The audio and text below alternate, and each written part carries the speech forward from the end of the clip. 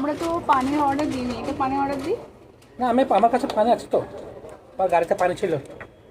এটা হ্যাঁ, প্লাস্টিক, আমি তো অনেকবার নিষেধ তাতে কি? করেছি। এটা আমি তো অনেকবার খাচ্ছি পানি। প্লাস্টিকের বোতলের পানির সমস্যা কোথায়? ও মাই গড, আমি তোমাকে অনেকবার নিষেধ করেছি, প্লাস্টিকের বোতলে পানি খাওয়াটা মারাত্মক ক্ষতিকর আমাদের শরীরের জন্য। কেন, কিরকম? ওকে, আমি এতদিন বলে এসেছি ক্ষতিকর, আজকে আমি ডিটেলসে বলছি আচ্ছা, বল ব্যাপারটা তাহলে কি। কি।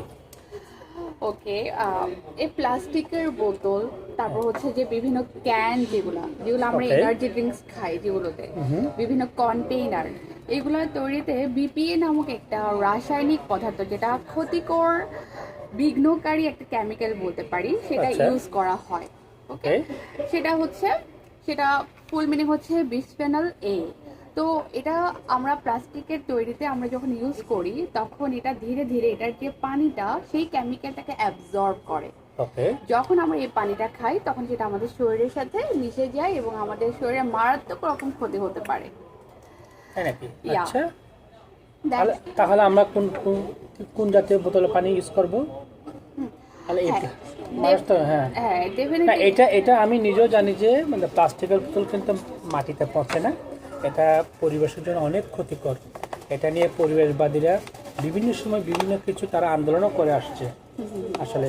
তারপরেও আমরা তো উপায়ন্ত না দেখে যখন যেটা প্লাস্টিকের বোতল পানি খাওয়ার জন্য পাগলামি করে পানির বোতলটা নিয়ে খাওয়া শুরু করি, তখন এটা আমরা দেখি না যেটা পানির বোতল প্লাস্টিকের কিনা কাচের কিনা, তখন আরেকটা খেয়াল করি না। বিকজ আমরা ভুলে যাই, কারণ কি এটার সঠিক কারণগুলো আমাদের জানা থাকে না বলে আমরা অ্যাওয়ারনেসটা হতে পারছি না। আমাদের মধ্যে জনের সচেতনতা অনেক কম, বিকজ আমরা কারণগুলোর অভাবে।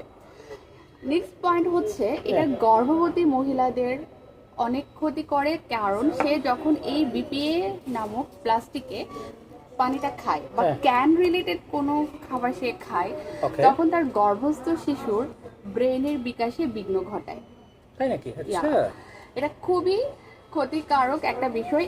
তাছাড়া এই কেমিক্যালটা ইস্ট্রোজেনের মতো আচরণ করে পুরুষ এবং নারীর হরমোনে, যার ফলে এটা হরমোন ভারসাম্য পর্যন্ত নষ্ট করে।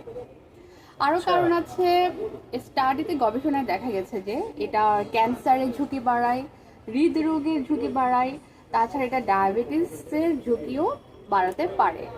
আচ্ছা।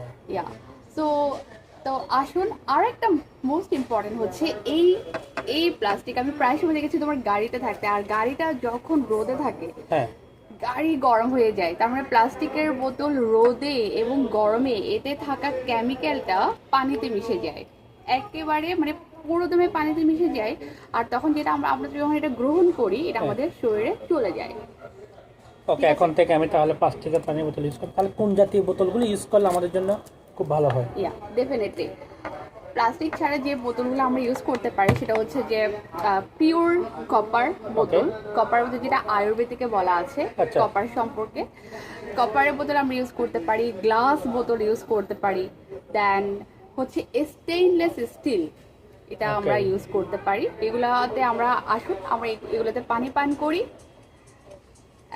পরিবারকে সচেতন করি, নিজে সচেতন হই, পরিবারকে সচেতন করি। ওকে দর্শক, তাহলে এখন থেকে আমি আর প্লাস্টিকের পানির বোতলে পানি আমি আর খাচ্ছি না, বা আপনাদেরকেও বলছি আপনারা দয়া করে প্লাস্টিকের বোতলে পানি না খেয়ে আপনারা কোনো কাচের বোতল অথবা অ্যালুমিনিয়ামের অথবা কোনো জার থাকলে ওটাতে পানিটা খাবে। এটা পানি ঠান্ডাও থাকে ভিতরে এবং এটা আপনার শরীরের জন্য, সুস্বাস্থ্যের জন্য খুব উপকারী। Thank you. Thanks for watching. Thank you. আপনারা আমাদের চ্যানেলটাকে সাবস্ক্রাইব করে দিবেন, লাইক দিবেন। এরকম আরও বেশি বেশি হেলথ টিপস পেতে হলে আবারও বলি, আমাদের চ্যানেলটাকে সাবস্ক্রাইব করেন এবং লাইক দিয়ে যান। Thank you. বাই। সবাই ভালো থাকেন, সুস্থ থাকেন।